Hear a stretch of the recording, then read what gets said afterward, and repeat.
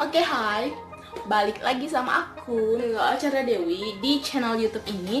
Dan hari ini kita bakal nge-review dari kelompok 6 tentang sistem rujukan dan daftar pustaka. Nah, mau tahu apa aja sih sistem rujukan itu? Terus apa aja sih daftar pustaka dan apa perbedaan mereka? Ikutin terus video ini.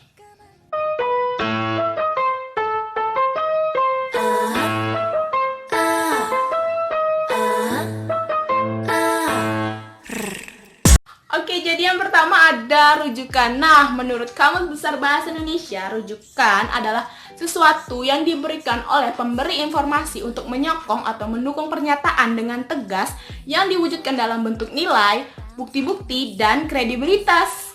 Nah, tadi ada rujukan, sekarang ada sistem rujukan. Jadi, sistem rujukan adalah catatan daftar bahan-bahan dari majalah, buku, surat kabar, atau tulisan yang dikutip langsung ke dalam tulisan dan dapat berupa body notes, footnote, dan endnotes. Kita masuk ke tata cara penulisan rujukan. Yang pertama ada body notes atau catatan tubuh. Jadi penulisan rujukan ini langsung dituliskan ke dalam teks kutipan. Yang kedua ada catatan kaki atau footnote. Jadi penulisan rujukan ini langsung dituliskan di kaki halaman yang terdapat kutipan. Yang ketiga ada endnotes atau catatan akhir, di mana penulisan ini ditaruh di bagian akhir setelah kesimpulan dan sebelum daftar pustaka. Selanjutnya adalah format dari penulisan body notes.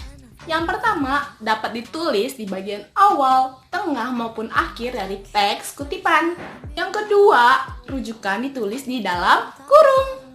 Yang ketiga, secara umum body notes terdiri atas nama pengarang, tahun publikasi, dan nomor halaman.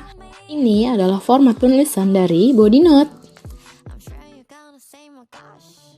Nah, selanjutnya ada penulisan footnote. Jadi, di footnote ini terdapat keterangan nomor indeks yang menunjukkan sumber kutipan, catatan penjelas, dan sumber kutipan yang sekaligus menjadi catatan penjelas.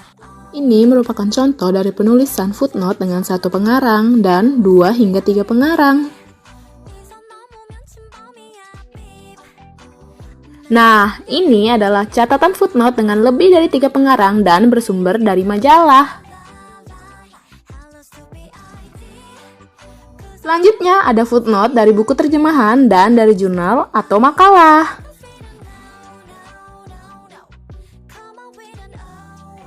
Yang terakhir ada catatan kaki yang bersumber dari skripsi, tesis atau disertasi dan juga bersumber dari internet.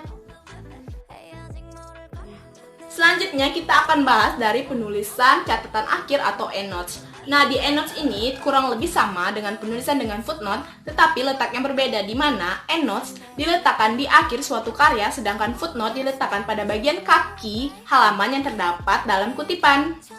Ini adalah contoh dari penulisan endnote. Kita lanjut ke daftar pustaka. Jadi, daftar pustaka merupakan suatu daftar yang menunjukkan buku atau tulisan ilmiah yang menjadi rujukan dalam melakukan sebuah penelitian.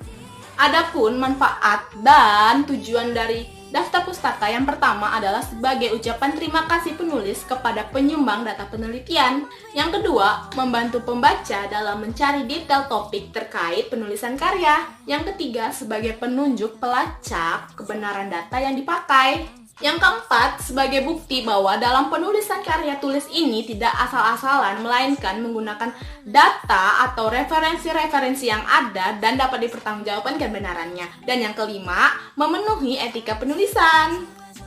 Selanjutnya, kita akan bahas tentang cara-cara penulisan daftar pustaka. Yang pertama ada penulisan daftar pustaka yang berasal dari buku.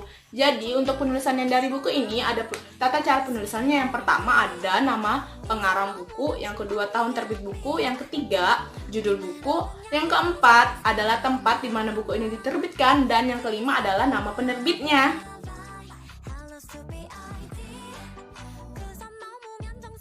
Selanjutnya ada penulisan daftar pustaka untuk artikel, majalah, maupun surat kabar. Jadi penulisannya ini kurang lebih sama dengan penulisan daftar pustaka yang dari buku, tetapi harus memperhatikan nama penulis artikel dan mendahulukan judul artikel yang kita gunakan dibandingkan dengan buku atau surat kabar ataupun majalah yang digunakan.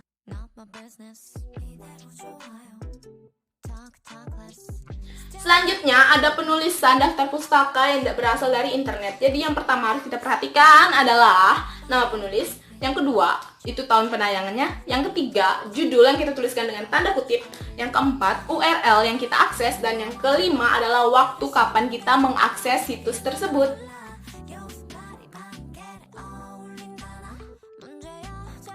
Nah, selanjutnya kita akan bahas tentang perbedaan footnote dan daftar pustaka. Yang pertama ada dari letak penulisannya, yang kedua cara penulisannya, ketiga ukuran penulisannya, yang keempat nama pengarang, dan yang terakhir yang kelima itu ada dari tanda pemisahnya. Oke, jadi itulah review yang dapat saya sampaikan pada video kali ini. Semoga bermanfaat bagi kita semua. Dan untuk teman-teman aku, jangan begadang yang ngerjain laporan. Jaga kesehatan dan selalu pakai masker kalau keluar rumah.